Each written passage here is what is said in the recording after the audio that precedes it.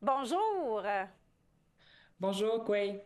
Merci de t'être joint à nous, Catherine. On va commencer avec la question de quand est-ce que tu as entendu parler pour la première fois de la métisse? J'en ai entendu parler en 2020, en fait, autour de septembre, août, septembre, octobre, dans ces coins-là. Donc, c'est ça. C'est comme ça, je l'ai entendu parler d'elle via les réseaux sociaux. Ouais. Ta première réaction en voyant ces vidéos, qui elle est et tout?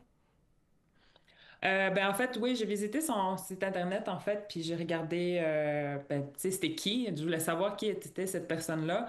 Et je voyais que c'était très nébuleux dans sa description, dans sa présentation. Puis, mais ensuite, je suis tombée sur des textes qu'elle avait écrits, dont un intitulé As-tu ta carte?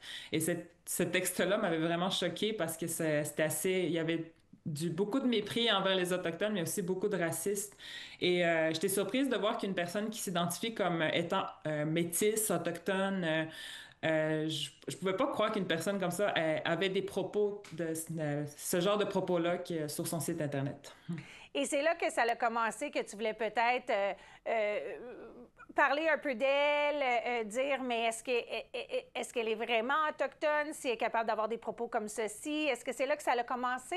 Oui, je lui avais écrit en privé, un message privé, puis ça avait pas de, dans le fond, ça a jamais comme, elle a jamais prouvé quoi que ce soit, donc tu sais, ça restait tout le temps nébuleux aussi. Et dans le fond, je réalisais que c'était en fait une personne qui s'identifie métisse, mais peut-être avec des ancêtres lointains. Elle-même avait diffusé auparavant le nom de ses ancêtres autochtones sur son site internet. S'était rendu compte que c'était pas des autochtones en fait, les personnes qu'elle affichait sur son site internet, donc c'est ça. Pourquoi c'est important pour toi de prendre la parole sur ce sujet? Parce qu'on réalise qu'il y a énormément de personnes qui s'identifient comme étant un métis, mais au final, on se rend compte que leur ancêtre remonte dans les années 1600 et ils ont aucun lien vivant avec aucune communauté. Tu sais, quand on parle de lien vivant, tu sais, on parle vraiment de est-ce que quelqu'un peut comment dire, confirmer ton appartenance d'une communauté autochtone.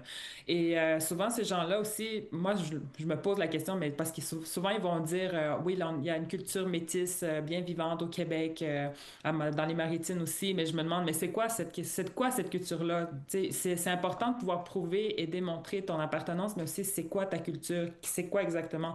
Et souvent, ces personnes-là sont incapables de décrire ce que c'est. Et donc, c'est ça, c'est important pour notre autodétermination aussi, parce que nous, c'est comme ça qu'on s'identifie, c'est comme ça qu'on prouve d'où l'on vient et tout ça. Donc, parlons de ce cas de diffamation. On a dit que vous avez provoqué du cyberharcèlement à l'encontre de la métisse en remettant en question son identité sur les réseaux sociaux.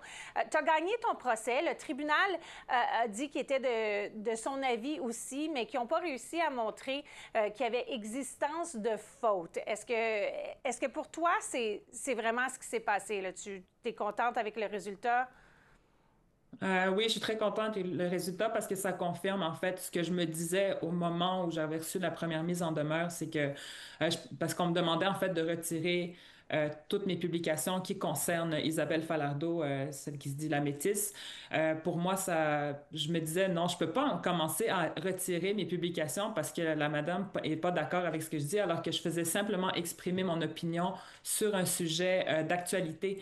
C'était vraiment dans les débuts où est-ce qu'on parlait de plus en plus de personnes qui s'autoproclament autochtones. Et moi, moi, je me disais, non, je vais défendre mes publications, je vais défendre ma liberté d'expression.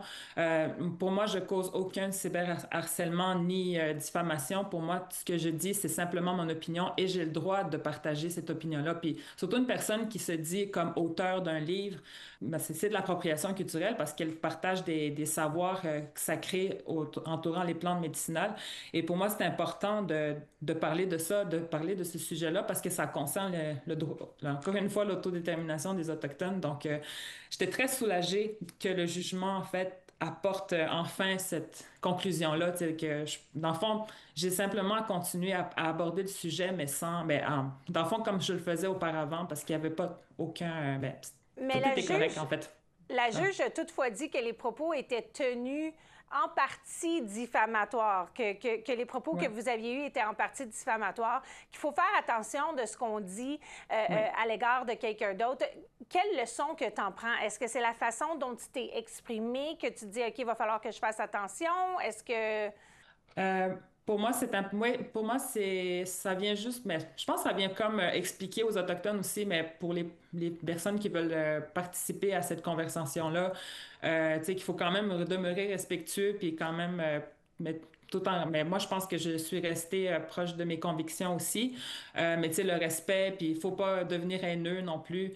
Je pense que c'est la leçon que je tire, c'est que, tu sais, faut que faut être réfléchi quand tu partages ton opinion, puis c'est ça, puis surtout avec, parce que, tu sais, sur les réseaux sociaux, tu sais, étant donné que j'ai quand même beaucoup de personnes qui me suivent, ben, il faut, comment dire, ma responsabilité est encore plus grande, donc je dois la considérer davantage. Bien, merci, Catherine. Merci vraiment d'avoir pris ton temps pour expliquer un peu qu'est-ce qui s'est passé et les sentiments envers cette situation-là. Et belle continuation. Merci, Mataché.